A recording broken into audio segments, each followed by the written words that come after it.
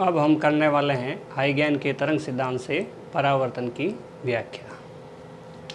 हाइगेन के तरंग सिद्धांत से परावर्तन की व्याख्या। 12th बोर्ड के हिसाब से देखा जाए तो ये टॉपिक बहुत इम्पोर्टेंट है और अगर ध्यान से समझा जाए तो ये बहुत ही आसान है। हम परावर्तन के नियम पढ़ चुके हैं। पहला, आपतित किरण, अभिलंब और परावर्तित किरण तीनों एक ही तल में होते हैं।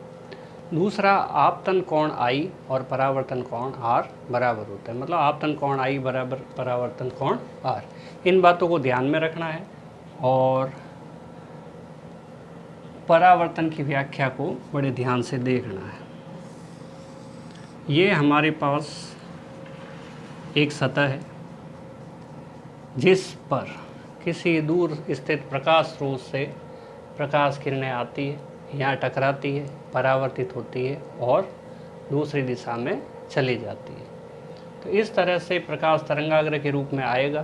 क्योंकि हाइगेन का पढ़ रहे हैं, हाइगेन ने माना कि प्रकाश तरंग प्रकृति का होता है और तरंगाग्र के रूप में आगे बढ़ता है और ये तरंगाग्र यहाँ से परावर्तित होकर दूसरी दिशा में लौट जाएगा।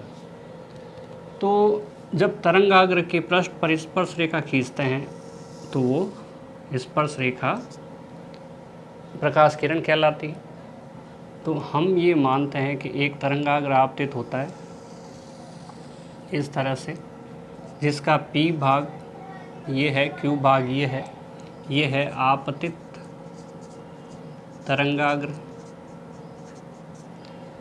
इस तरह से तरंगाग्र आपतित हुआ। यहाँ पर ये भाग A' है, ये A' है।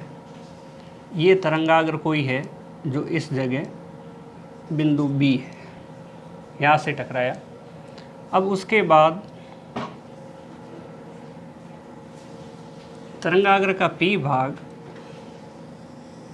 इधर परावर्तित होकर इधर चला जाता है और Q भाग A' से टकराकर परावर्तित होकर इधर चला जाता है।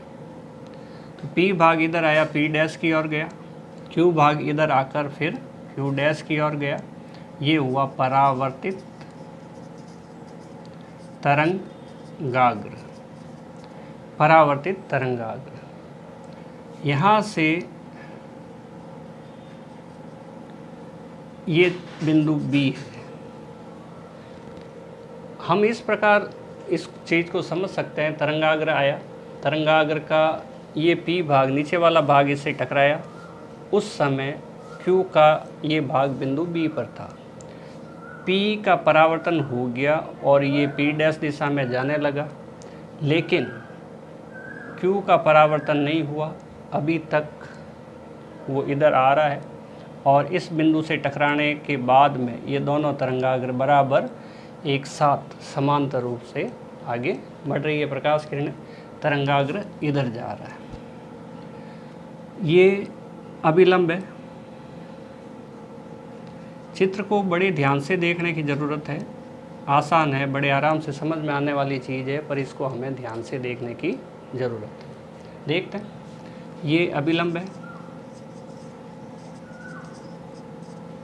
हमें परावर्तन का नियम सिद्ध करना है। परावर्तन का नियम होता है कोण I बराबर कोण R। अगर हमने ये सिद्ध कर दिया तो इसका मतलब परावर्तन का नियम हमने सिद्ध कर दिया। देखते हैं, अभिलंब ये है आपतित किरण, दोनों के बीच में कोण बनेगा I, आपतन कोण। ये है अभिलंब, ये है परावर्तित किरण, दोनों के बीच में कोण बनेगा R। हम ये मानते हैं कि बिंदु A से Q A' पर लंब डाला जो बिंदु B पर मिला, और A' से A P' पर लंब डाला जो बिंदु B' पर मिला। ये ऐसा मान सकते हैं। होता ये है कि एक तरंगाग्र आ रहा है, उसका नीचे वाला भाग सतह से टकरा जाएगा, लेकिन ऊपर वाला भाग बिंदु B पर रहेगा उसके बाद नीचे वाले भाग का परावर्तन हो जाता है, लेकिन ऊपर वाला भाग हवा में आगे बढ़ता रहता है। नीचे वाला भाग परावर्तित होकर ऊपर की ओर जाता है, जबकि ऊपर वाला भाग सीधा नीचे, यहाँ पर उसका परावर्तन होता है क्यू का, फिर ये आगे बढ़ता है। अगर ये लंब है तो ये 90 डिग्री है, ये लंब है तो ये 90 डिग्री है। तो ऐसा हो गया। अब हमारे पास दो त्रिभुज प्राप्त हुए। अब एक में कोण आई होना चाहिए, दूसरे में कोण आर होना चाहिए। यहाँ पे आई है लेकिन इस त्रिभुजों से बाहर है। देखते हैं, हमारे पास ये डॉट डॉट की लाइन और ये आपतित तरंगाग्र, आपतित किरण P वाली, तो इसके बीच में बनने वाला कोण है 90 डिग्री। 90 में से ये अगर आई है तो शेष बचा हुआ ये वाला कोण जो है वो होना चाहिए 90 माइनस आई। फिर देखते हैं ध्यान से, यहाँ पे और यहाँ पे दोनों के बीच कोण कितना है 90 डिग्री। अगर इन दोनों कोणों को जोड़ा जाए यानी कि आई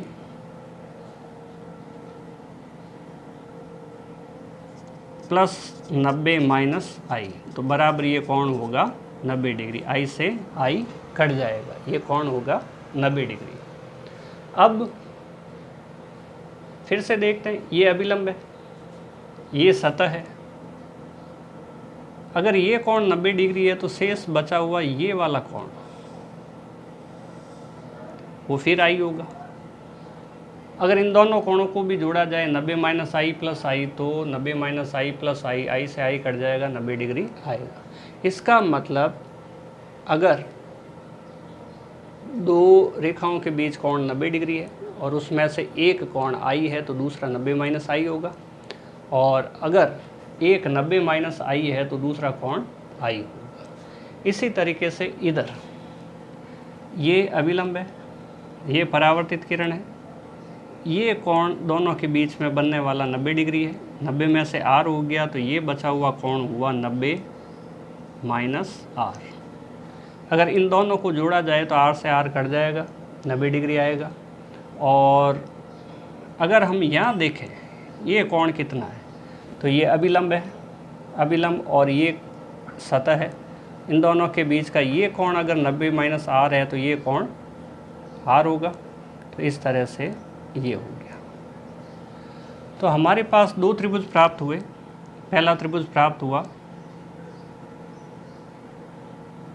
ए डैश बी और त्रिभुज ए डैश बी डैश में अगर हम इनको सर्वांगसम सिद्ध कर देते हैं। सर्वांगसम का मतलब होता है कि किन्हीं दो त्रिभुजों की, दोनों त्रिभुजों की सभी भुजाएं या सभी कोण आपस में बराबर हो। देखते हैं, पहली बात क्या कि भुजा ए और ए डैश, ध्यान से सोच के देखो इसमें त्रिभुज कौन कौन से हैं। ए डैश बी तो ये रहा, ए डैश बी, ये दूसरा ए डैश बी डैश कौन सा है, ए डैश बी डैश, ए डैश बी डैश ये है। तो इस तरह से हमारे पास दो त्रिभुज प्राप्त हुए और उसमें से ए डैश बराबर ए डैश, यानी कि ये उभयनिष्ठ है, कॉमन है, यानी कि दोनों त्रिभुजों के अंदर पाई जाती है। देखें तो दोनों त्रिभुजों का आधार ए डैश ही है, नीचे वाली सतह ए डैश ही है, लाइन रेखा। दूसरा कोण बी बराबर कोण बी डैश बराबर 90 डिग्री। अगर हमने ए से इस रेखा पर लंब डाला तो ये 90 डिग्री होगा। अगर यहाँ ए डैश से इस रेखा पर लंब डाला तो ये भी 90 डिग्री होगा। इसमें कोई समस्या नहीं आई। तीसरी बात हमारे पास है कि इधर लिख देते हैं। तीसरी बात है कि जिस समय P का ये भाग यहाँ टकरा गया था उस समय Q का भाग बिंदु B पर था, और हम ये सिद्ध करना चाहते हैं कि ए बी डैश बराबर बी ए डैश, ये सिद्ध करना चाहते हैं। तो देखते हैं कि जिस समय P यहाँ पर पहुँचा उस समय Q बिंदु B पर था, हो गया। अब उसके बाद A का परावर्तन, P का परावर्तन हो गया, इधर गया और Q नीचे की ओर गया। जिस समय P बिंदु B डैश पर पहुँचा, ये प्रकाश किरण बिंदु B डैश पर पहुँचती है, ठीक उसी समय ये प्रकाश किरण बिंदु A डैश पर पहुँचती है। यानी कि इसको यहाँ से यहाँ तक आने में लगा समय और इसको यहाँ से यहाँ तक आने में लगा समय, दोनों बराबर है। फिर से देखो एक बार, यहाँ से यहाँ तक दोनों एक साथ पहुँचे, P का परावर्तन हो गया, इधर रवाना हुई और Q उसी दिशा में आगे बढ़ रही है। इसको यहाँ आने में कितनी देर लगी? उतनी ही देर इसको यहाँ आने में लगी, P को B डैश आने में लगी। तो कुल मिला के समय बराबर है। दूसरी बात कि इधर हवा माध्यम है, तो इधर ही माध्यम बदला थोड़ी है, इधर भी तो हवा ही है। जब तक माध्यम नहीं बदलेगा तब तक प्रकाश का वेग नहीं बदलेगा। तो ऐसी कंडीशन में बराबर दूरी बराबर चाल इंटू समय। चाल इंटू समय को हम लिख सकते हैं C इंटू टी। तो A से B डैश तक, A से B डैश तक ये दूरी और B से A डैश तक ये दूरी, दोनों आपस में बराबर रहेगी। बराबर रहेगी तो किन्हीं त्रिभुजों की एक भुजा यानी कि साइड, दूसरा कोण, तीसरी वापस भुजा, अगर ऐसा बराबर हो जाए, दो भुजाएं और एक कोण बराबर हो जाए तो त्रिभुज सर्वांगसम होता है। उनकी सारी भुजाएं और सारे कोण आपस में बराबर होते हैं। अतः त्रिभुज A डैश B व A डैश B डैश कैसे त्रिभुज है? सर्वांगसम है, सर्वांगसम है। और सर्वांगसम होते ही कोण I बराबर कोण R हो जाएगा, सभी भुजाएं और सभी कोण बराबर हो जाएगी। और ऐसा होते ही परावर्तन का नियम सिद्ध हो गया, परावर्तन का नियम सिद्ध हो गया। कोण I बराबर कोण R।